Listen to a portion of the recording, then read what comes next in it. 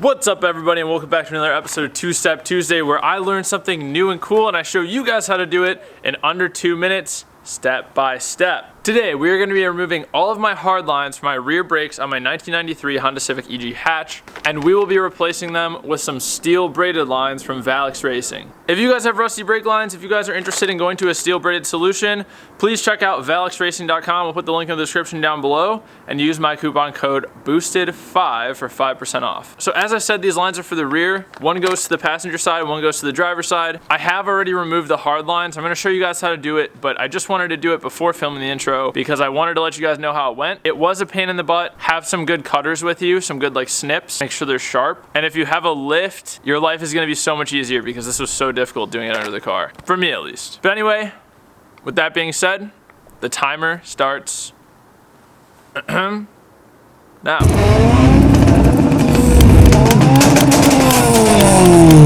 The first thing you're going to want to do is crack these rear brake lines loose using a line wrench. Please use a line wrench. Go to Harbor Freight, order them on Amazon, whatever. You're going to strip your lines if you use a box end wrench. Please use a line wrench for this. The next step brings us under the car, where you're going to go ahead and remove all of the tie downs and all of the brackets that hold the lines to the underside of the car. The brackets start at the firewall and go all the way back to your rear brakes. Once you've done this, the lines will drop down. You can begin by pulling out your rear brake lines. Be sure you're pulling out the right ones and cutting the right ones. Here I'm using some tin snips. It was a huge pain in the butt. They're very tough.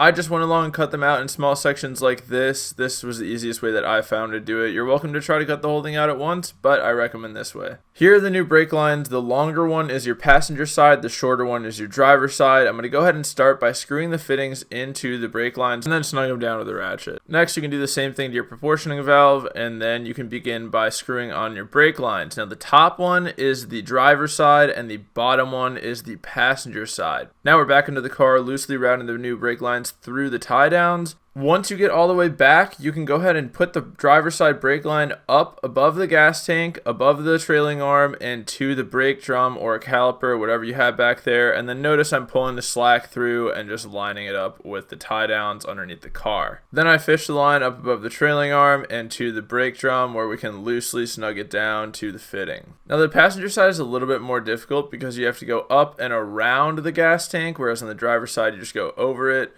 It's not too difficult though, it's basically the same thing. Then you can go ahead and run the slack all the way up the car, under the tie downs, and start bolting them down. I didn't over tighten them, I was afraid to strip them, so just snug them up and you're good to go.